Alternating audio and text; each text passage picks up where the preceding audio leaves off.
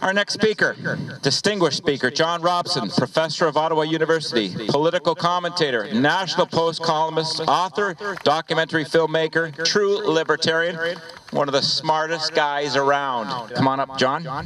And we do appreciate you taking your Sunday afternoon to speak with us. Let's hear it for this gentleman. All right. Well, thank you very much for that. It's very exciting to gather with perfect people.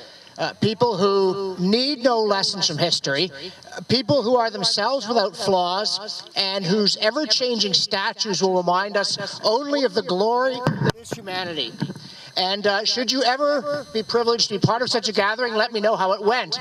I won't be in it because I'm not perfect. So the question we're really looking at here is, are we flawed humans going to try to learn from our history, or are we going to try to erase it? And of course, lately the answer has been to erase it.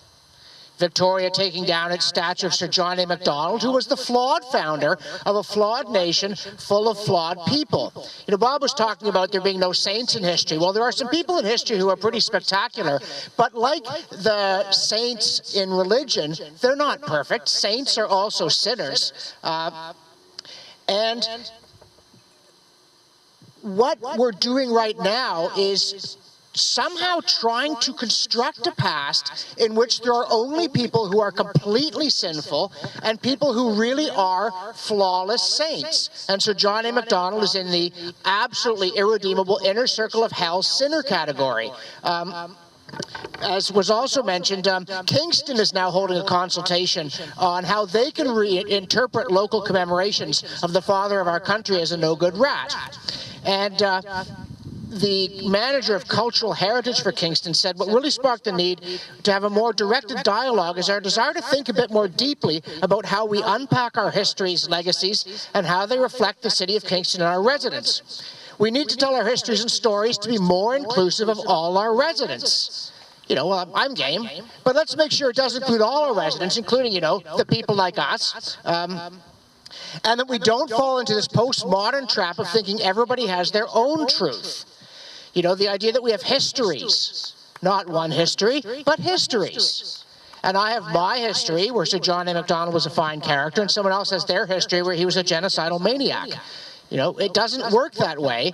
And John A. Macdonald was the founder of Canada, warts and all, and he managed to put together one of the greatest countries in the world, warts and all, and that's the story that we need to talk about. In fact, the mayor of Victoria, in removing the statue, said Sir John A. Macdonald was a great man.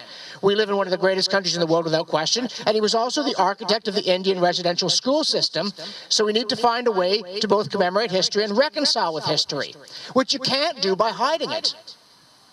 How are you going to reconcile with a history that's moldering in a warehouse somewhere, or is melted down, or is buried deep underground? And you can't reconcile with history by lying about it either. Because Canada did a lot of things right. Even in the policy area that I think we got as wrong as we got anything, and of course that's Aboriginal policy. Canada today offers extraordinary opportunities to everybody you can think of, from refugees from Somalia to the people who were born here to Aboriginal Canadians. They have opportunities today that really are quite extraordinary and are not present in most of the world.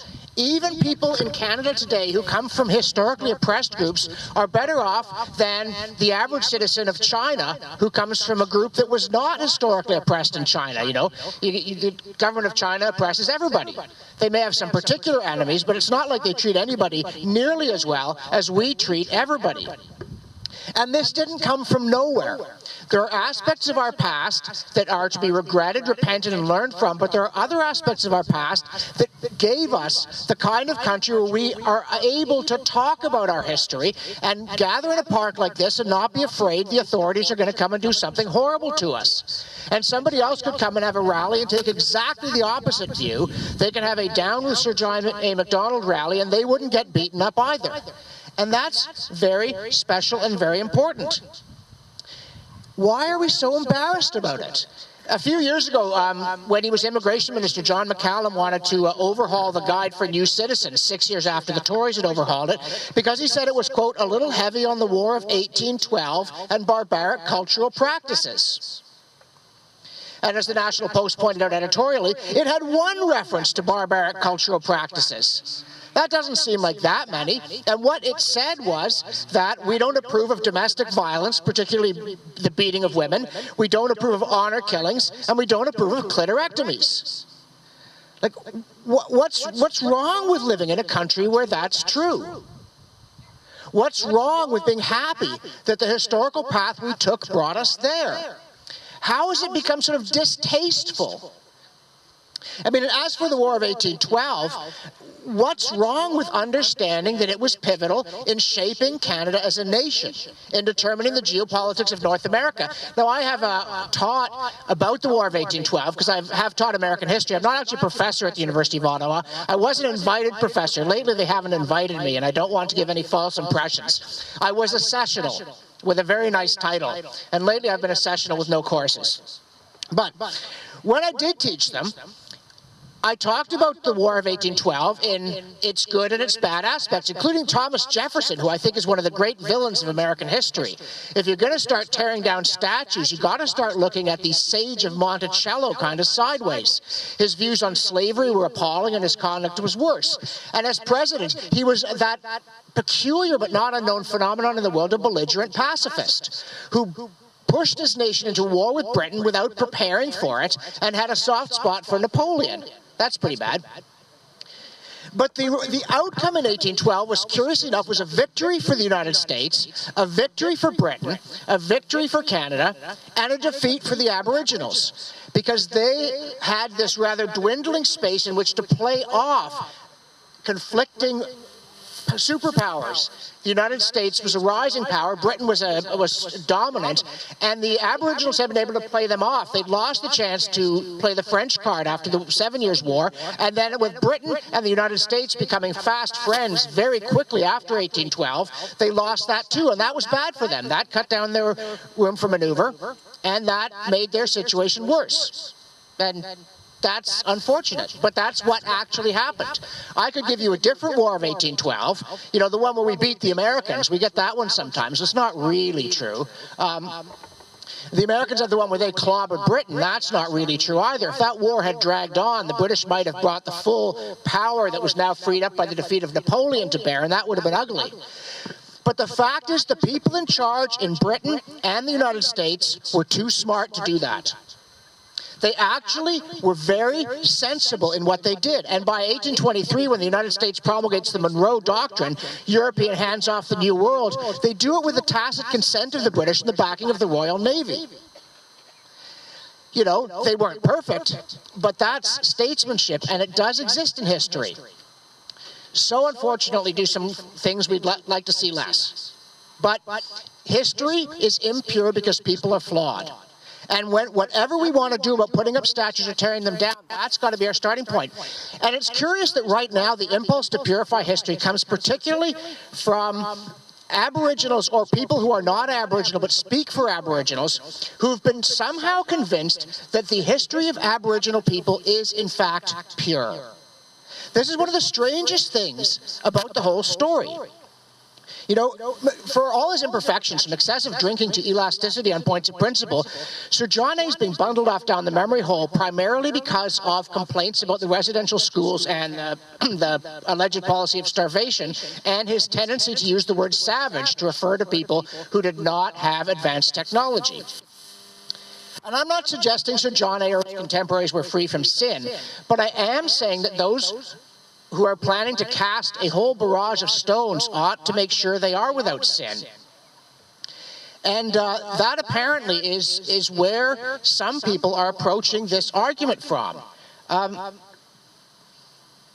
You know, when you think about even the residential schools, this was touched on a bit, so I won't go into great length, but there was a serious concern that if Aboriginals didn't acquire some of the skills of the modern world that had come upon them with terrifying suddenness, they were going to be left behind by it or run over by it.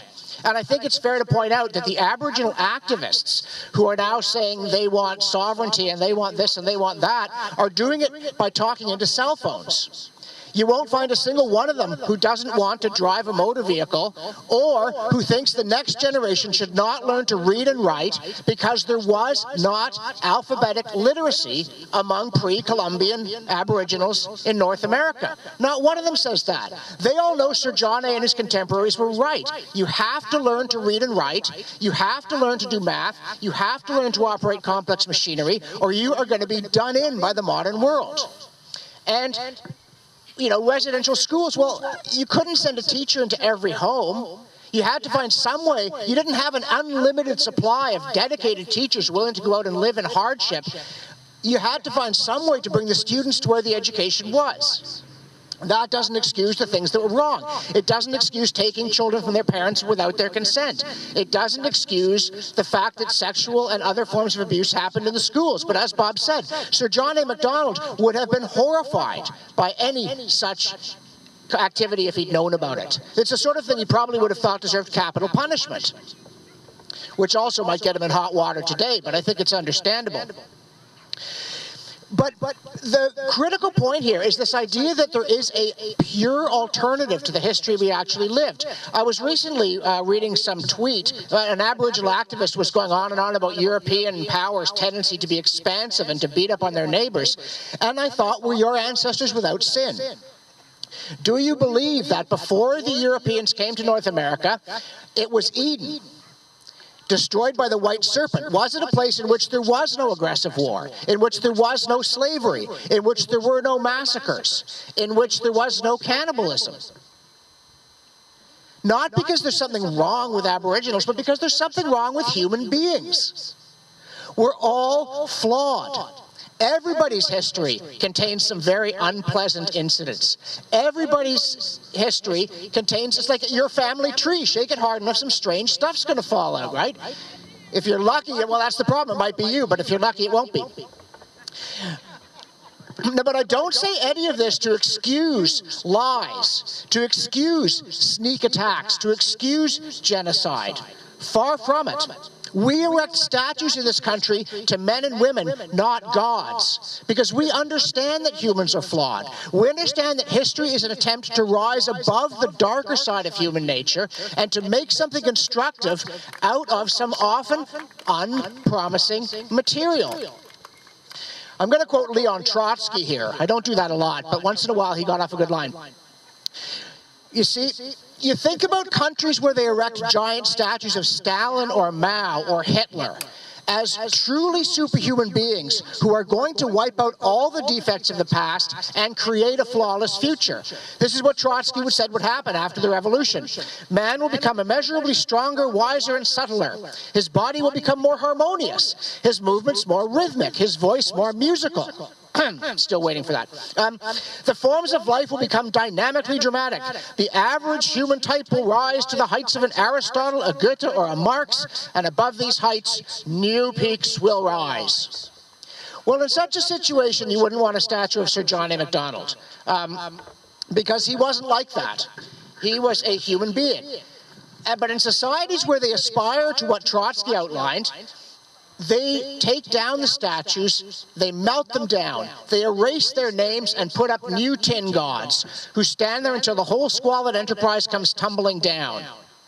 And the last thing you want to do when that happens is fall into the same habits as that regime and try to erase all traces of it.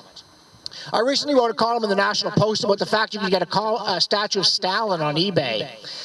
And I was noticing it's odd, eBay doesn't mind selling statues of Stalin, but they won't sell Nazi memorabilia.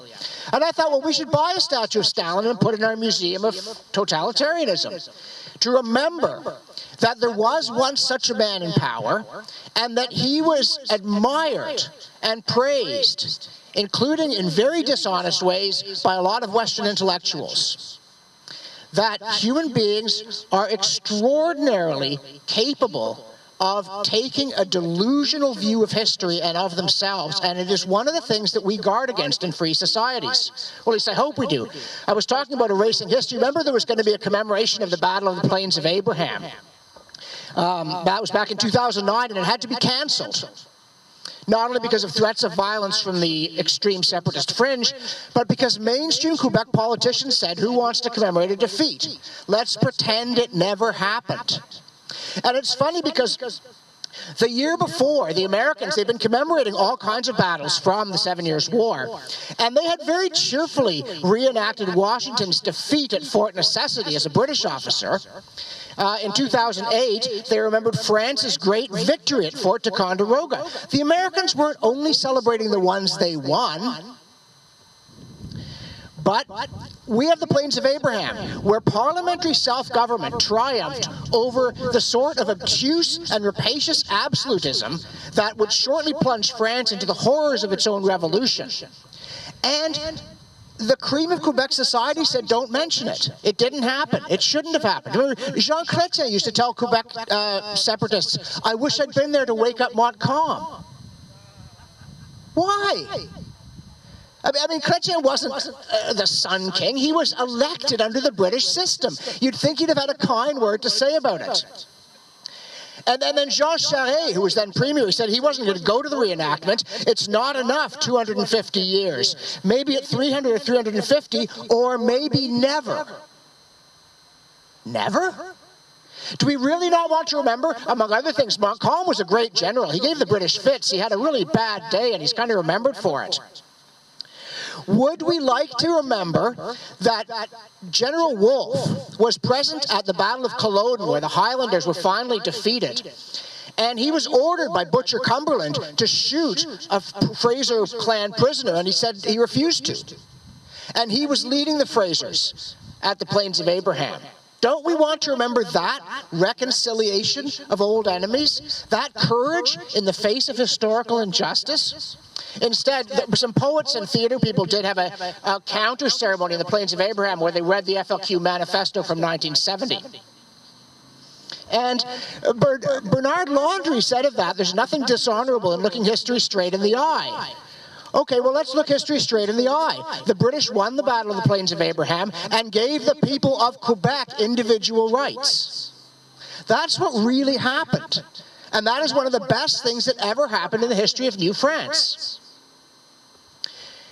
There is something dishonorable in rewriting it or erasing it. And the impulse to do so is both sinister and absurd. You may have seen that Britain's Royal Academy is about to put on an exhibit of Renaissance nudes with equal numbers of men and women, not because it's what they did paint back then, but it's what they should have painted. And somebody wrote a letter to the National Post and said, why is it that so many of the people in the paintings are right-handed? Where are the left-handed nudes? You know, and as Bob said, you know, what will people think of us in the future? You look at what we think is great art. The unmade bed, the pickled shark, the crucifix in urine. Are we so sure that we could tell Titian what he should have painted and how he should have painted it? You know, I don't spend a lot of time quoting Leon Trotsky or, in fact, John Ralston Saul. But 2 decades ago in the inaugural LaFontaine Baldwin lecture, he said, for better and for worse, we do not erase. Only ideological dictatorships erase. And that is, to me, what is so alarming about the whole business. The major part of the glory of the West is self-criticism. It's the fact that we do criticize our heroes. We do tear them down, rhetorically at least. You know, Victor Davis Hanson in Carnage and Culture said it's why we win battles. Because in Western armies, junior officers can criticize their superiors. They can bicker about strategy and tactics. They can figure out what works. But it goes a lot further than just the performance of Western armies on the battlefield. I mean, in Egypt, a disgraced pharaoh was erased. He never happened. His name was struck out of the pillars. His statues were smashed. He was never there. Well, then how do you learn what was wrong with him as a pharaoh? Here, we kept bad King John's tomb. I've been to it. My daughter stuck her tongue out at him. We also kept his nickname. We remember why he was a bad king. No subsequent English monarch has been called John. There hasn't been another Henry since the appalling Henry VIII. There hasn't been another James after James II. You know, historical remembrance is not necessarily celebration. When they were going to rename the Langevin block because of the residential schools, John Ivison quoted Maya Angelou that history, despite its wrenching pain, cannot be unlived, but if faced with courage, it need not be lived again. And that is one of the critical reasons why we have an open, frank discussion of history. You know, some things have to be remembered as wrong. That's why my statue of Stalin belongs in the Museum of Totalitarianism, not in the town square. And in the United States, they are wrestling with what to do with the Confederate symbols. Because, you know, the Confederacy stood for limited government. It stood for natural rights. But its fundamental principle was white supremacy. You just can't get around it. The Confederacy was about the supposed inferiority and the enslavement of an entire race of people. There's a high school in Arab, Alabama. And Arab, Alabama might sound like a very open-minded name, but there was a ruckus there because they were told not to use Dixie as their fight song. And so the usual people showed up and said, oh no, it's not about the Confederacy, you know, it's just the soundtrack of small-town Southern life. Yeah, it's the soundtrack of small-town Southern life because for 100+ years you didn't accept that you'd lost the Civil War or that you deserved to lose it because you were fighting for racial slavery. That's a horrible thing to have in your past. That's a terrible thing to come to grips with, but it remains true. You know, it will not do to pretend that the statues of Confederate generals were not about a defense of white supremacy. But at the same time, I would not take down the monuments to Confederate soldiers at Gettysburg. These were brave and determined men who deserved a better cause than the one for which they fought and died. Like the Highlanders at Culloden. You know, and now there was a debate in the United States about removing a statue of Stephen Foster, who wrote "Oh, Susanna," from a Pittsburgh park because it showed a Negro slave at his feet with a banjo. And some people said, oh, that's terribly bigoted and stereotypical, showing the black man at the white man's feet. Other people said, no, it shows that Foster was inspired by black spirituals. Some people even said that "Oh, Susanna" was subversively anti-slavery. I read the lyrics, and I'm not sure I get that one. But there's something to be debated here. And by the way, I don't know how many people had heard of Stephen Foster. Apparently, he's the father of American music. He wrote the Camptown Races, My Old Kentucky Home, Beautiful Dreamer, and Old Folks at Home, the Swanee Song.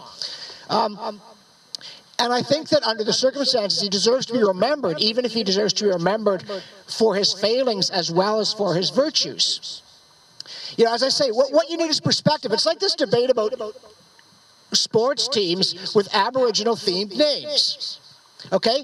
And my view is Redskins is out, because nobody ever said Redskin without intending it as an insult. Whereas the Braves, you know, something like that, the Fighting Illini, I mean, look at other teams. You've got the Lions, the Tigers, and the Bears, oh my, right?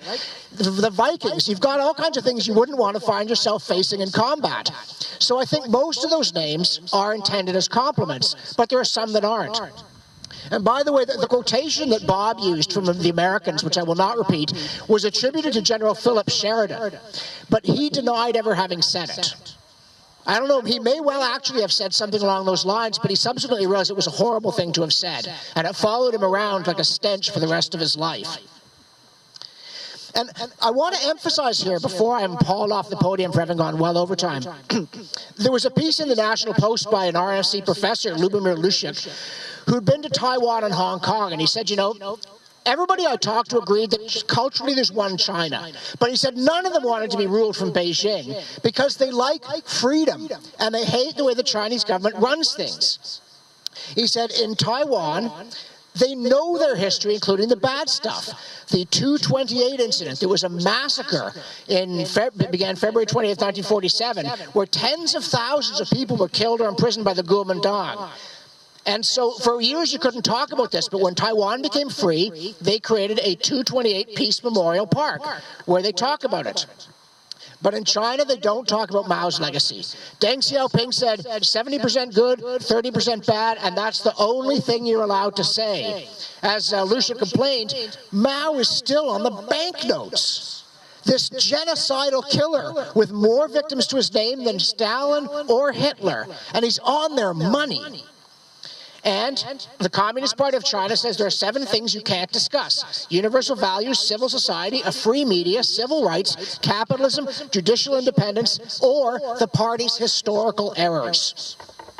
And then there are 5 more things you can't do: pluralize the system, privatize, create a multi-party state, create a federal government, or separate powers. That's what happens in ideological dictatorships, where the statues come and go, and when the statue is gone, you can't admit it was ever there. That's not what happens in free societies. We don't need fewer statues, we need more statues. We need statues of Edward Cook on Parliament Hill and of Alfred the Great, King of Wessex. And if you want to know why, watch my documentaries. And by the way, I'm going to sneak in a plug before I go. In addition to my other activities, I am currently chairman of the board of the Canadian Centre for Men and Families Ottawa. We have our gala fundraising luncheon next Sunday. We would very much like to see you there. I have propaganda which I will hand out afterward to everybody who does not turn and run as I approach them, paper in hand. You know, it's not just statues, though. I want to conclude by saying the Association for Library Service to Children in the United States just took Laura Ingalls Wilder's name off their award for children because she had stereotypical attitudes toward blacks and Aboriginals. So they turned the Laura Ingalls Wilder Award into the Children's Literature Legacy Award, which really is an appalling name. And so no more Little House on the Prairie. You know, it's like some American schools have banned Mark Twain. They've banned Huck Finn because it uses the N-word. And if you have half a brain and you read Mark Twain, you realize that he is objecting to bigoted attitudes. The whole point is that Huck comes to realize that Jim is a human being just like himself. So there's an incredible stupidity along with everything else malevolent about erasing history. But I want to end with some words from John McCain in his farewell letter. He said, "Americans never hide from history. We make history." And that is precisely what we too should be able to say. We do not hide from history. We know Sir John A. Macdonald was a great statesman with an excessive fondness for the bottle. We know that he was maddeningly elusive in his political commitments. We know that he was devoted to his handicapped daughter. We know that his policy on Aboriginals doesn't entirely fit what we wish he'd done, but we know that it was a lot better than it might have been. It was a lot better than that of many of his contemporaries in this country as well as in the United States. So we don't hide from history. We don't tear down statues. We don't burn books, and we don't chisel people's names off pillars. We make history going forward, understanding the strengths of the people in the past and trying to learn from their weaknesses, including learning about our own, understanding that our civilization has flaws that would have appalled Sir John A. Macdonald and may well appall posterity. And they're probably going to be some of the things we were most smug about. That's one of the critical reasons we study history, to understand that they didn't see what was wrong with what they were doing. And we need to try to find a way to see what's wrong with what we're doing and fix it. Because as Pierre Trudeau said, we can't fix history. All we can do is be just in our own time. But to be just in our own time, we need to understand our history, what was right about it, what was wrong about it, what we need to imitate, what we need to do better. If we can do that, we can combine humility about our own failings with confidence in our capacity to build a better world. And that is why we need to remember our history. Thank you.